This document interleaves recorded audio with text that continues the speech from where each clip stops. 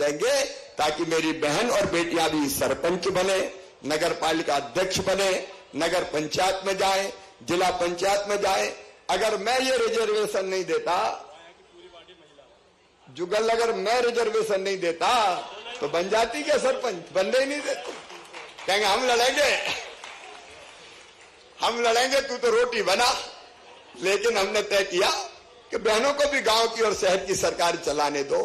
कई काम देखो, बेटा बेटियों की पढ़ाई के लिए अभी जिनने 12वीं में 75% नंबर लाए, 25-25 हजार रुपया मैंने उन बच्चों के खाते में डलवाए ताकि वो लैपटॉप कंप्यूटर खरीद के बढ़िया पढ़ाई कर सकें।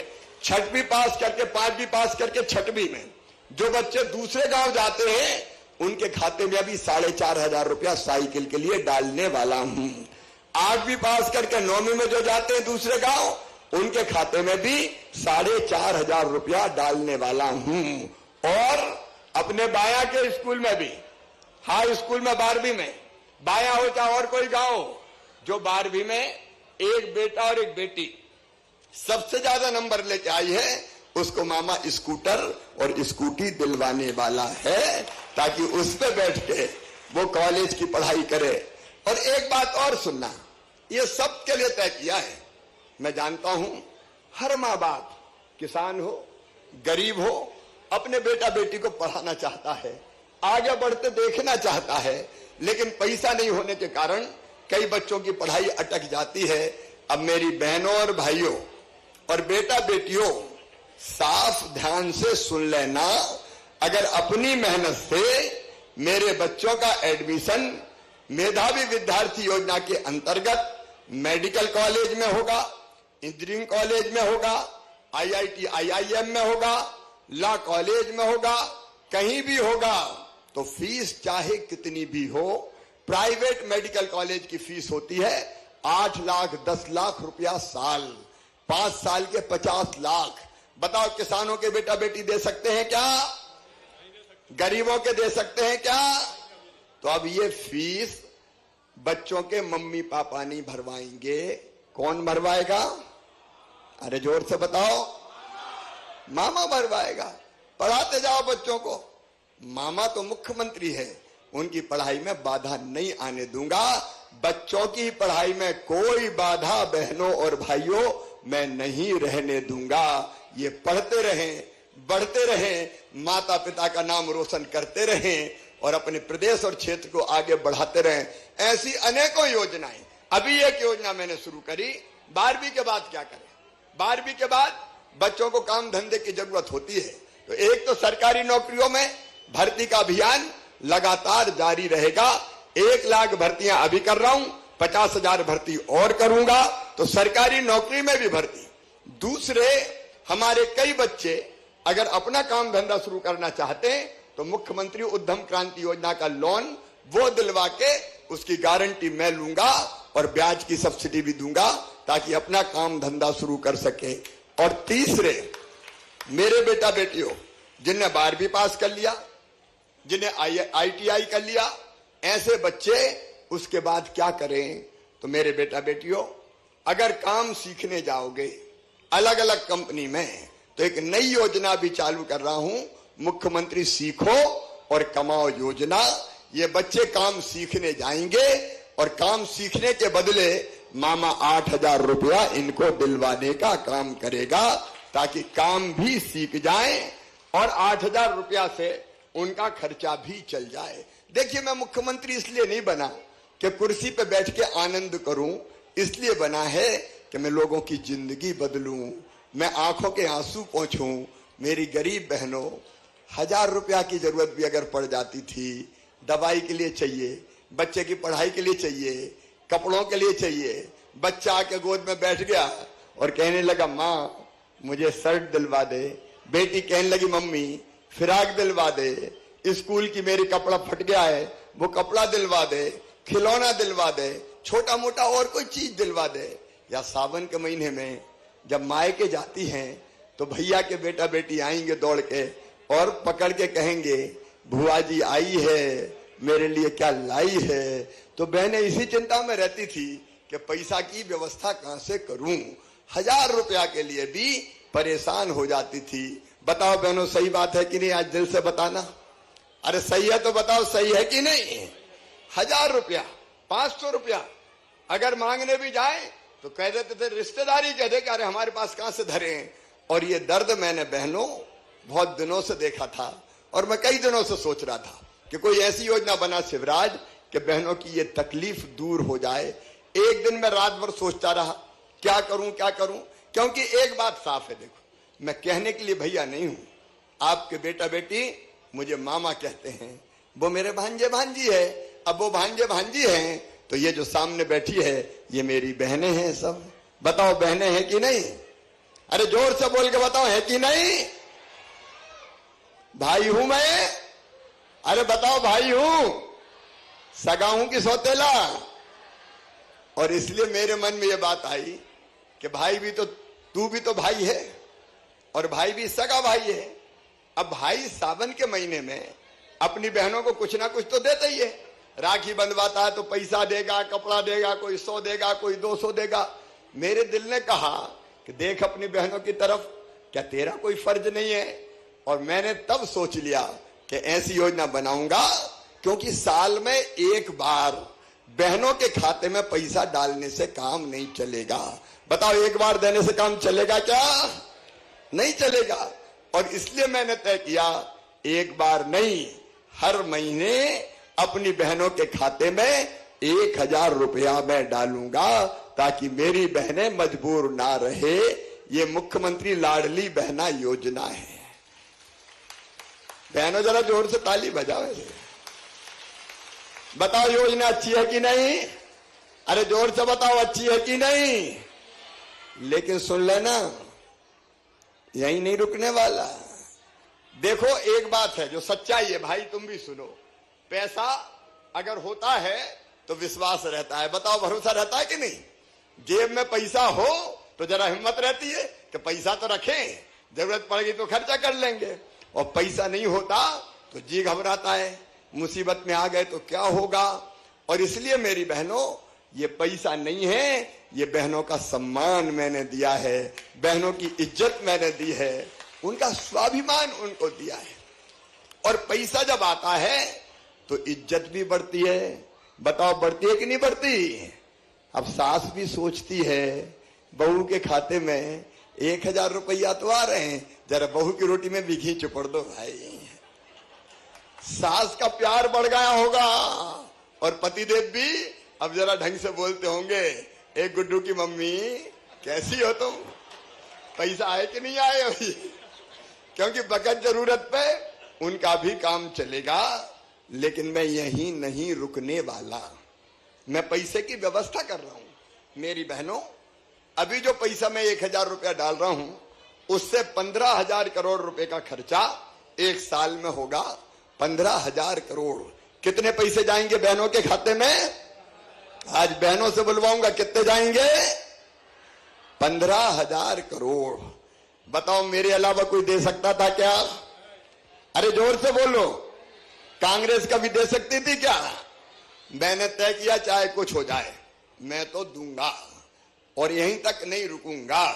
पैसे का इंतजाम कर रहा हूं, और इंतजाम करते करते एक के बाद एक चरणों में धीरे धीरे 1000 से बढ़ा के 1250 रुपया करूंगा, फिर 1250 से बढ़ा के 1500 रुपया करूंगा, फिर 1500 से बढ़ा के 1750 रुपया करूंगा, फिर 1750 से बढ़ा के 2000 रुपया करूंगा, फिर 2000 से बढ़ा के 2250 करूंगा, फिर 2250 से बढ़ा के 2500 करूंगा, फिर 2500 से बढ़ा के 2750 करूंगा, और अंत में 2750 से बढ़ा के कितने करूंगा?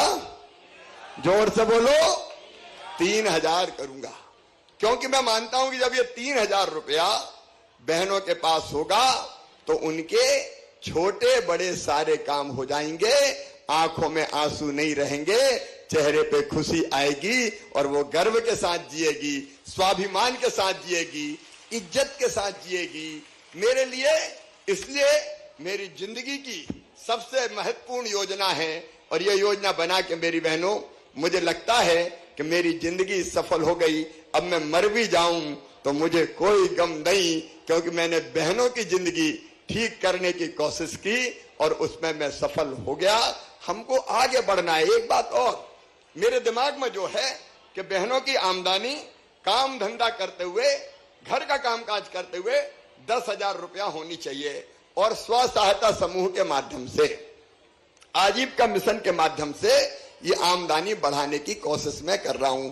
यहाँ स्व सहायता समूह की बहनें कौन कौन है, हाथ उठाओ जरा। बहुत सी मेरी बहनें समूह की बैठी है।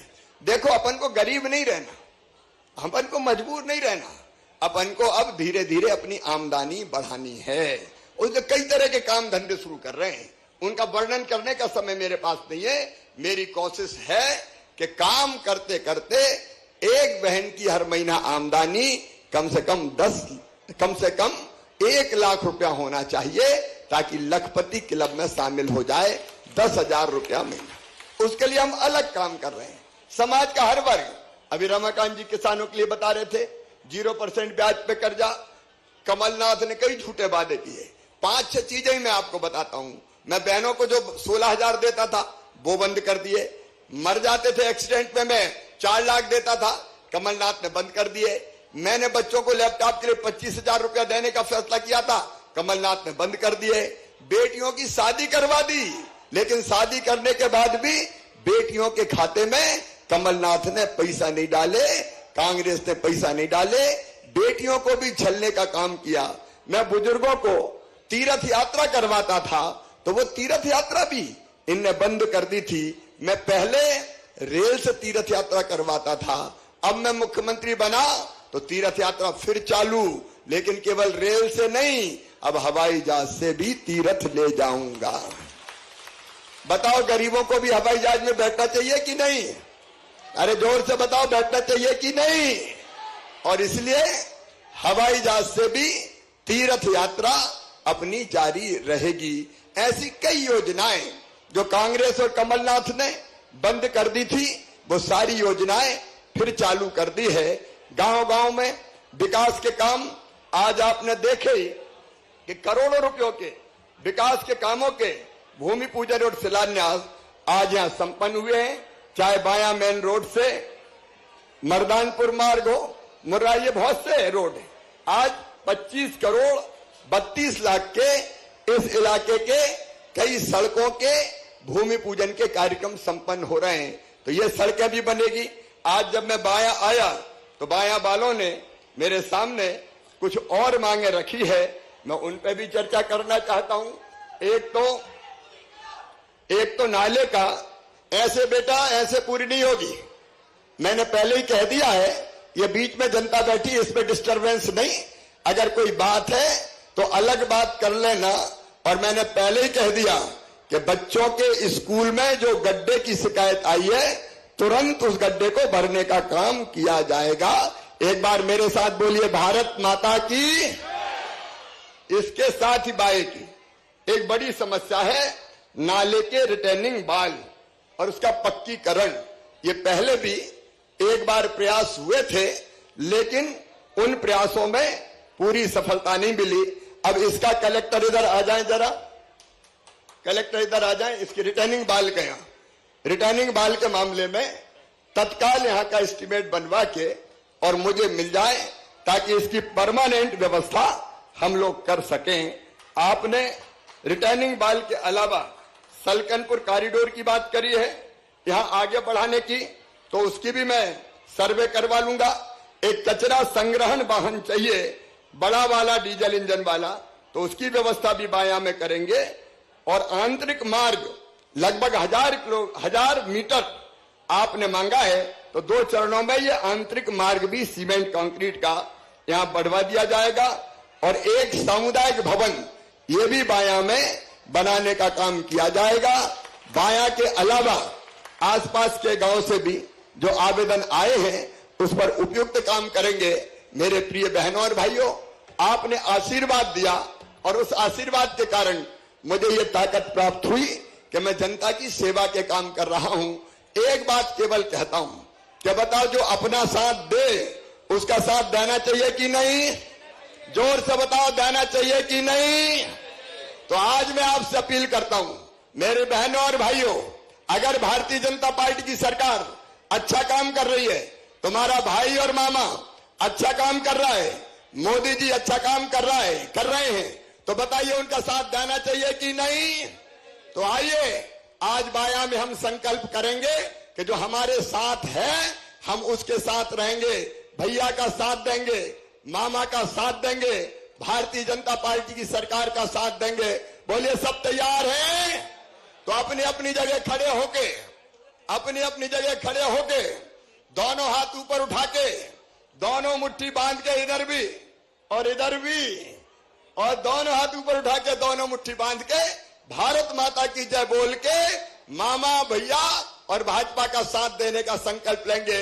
बोलिए भारत माता की, भारत माता की, भारत माता की, नर्मदा मैया की, हर हर नर्मदे। बहुत बहुत धन्यवाद। बहुत बहुत धन्यवाद। हायर सेकेंडरी स्कूल में कॉमर्स की क्लास भी शुरू की जाएगी, मुझे अभी बताया, तो कॉमर्स की क्लास भी यहाँ के हायर सेकेंडरी स्कूल में चालू करेंगे। हॉस्पिटल तो बन गया। बहुत बहुत धन्यवाद माननीय मुख्यमंत्री महोदय। और मैं सम्मानित मंच से आग्रह करता हूं कि हितग्राहियों को हित लाभ वितरण करने की कृपा करें। उससे पूर्व एक छोटी सी घटना जो मैं आपको सुनाना चाहता हूं। एक हमारी बिटिया है निकिता, जो माननीय मुख्यमंत्री महोदय से मिलने गई थी और सेल्फी लेते वक्त उसका जब मोबाइल टूट गया तो माननीय मुख्यमंत्री महोदय की संवेदना और सहृदयता देखिए कि तत्काल उस बेटी को बुलाकर नया मोबाइल गिफ्ट कर रहे हैं। बेटी निकिता आए और अपना मोबाइल प्राप्त करें। ये माननीय मुख्यमंत्री महोदय की सहृदयता और संवेदनशीलता है। हम गौरवशाली हैं कि ऐसे संवेदनशील मुख्यमंत्री हमें मिले हैं। इसके अतिरिक्त मां नर्मदा आजीविका स्व सहायता समूह, इनको सिंधी कैंप पानगुड़ाइया के हैं, इनको 6 लाख रुपए का चेक वितरण किया जा रहा है ताकि ये स्वरोजगार कर सकें और अपना व्यवसाय स्वयं कर सकें। 6 लाख रुपए की बैंक लिंकेज। इसके अतिरिक्त श्रीमती कृष्णाबाई अशोक नारायण साहू, इनको स्वास्थ्य विभाग का आयुष्मान कार्ड प्रदान किया जा रहा है, जिससे ये 5 लाख रुपए तक का इलाज देश में कहीं भी करवा पाएंगी।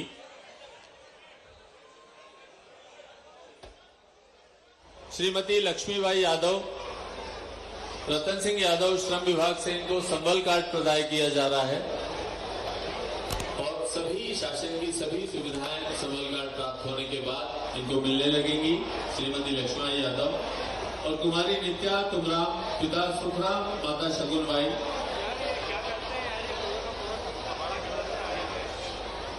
कुमारी नित्या को लाडली लक्ष्मी योजना का प्रमाण पत्र माननीय मुख्यमंत्री महोदय के द्वारा प्रदान किया जा रहा है। यानी एक और बेटी इस मंच से लखपति बनने जा रही है और उच्च शिक्षा प्राप्त करने जा रही है। और अब मैं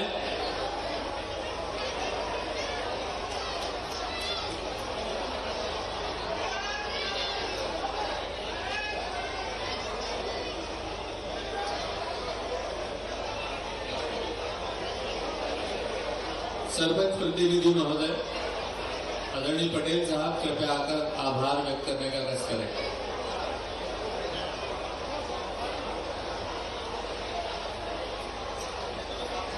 आज हमारे इस विकास पर्व कार्यक्रम में आदरणीय सम्माननीय प्रदेश के नेता, हमारे सबके आदरणीय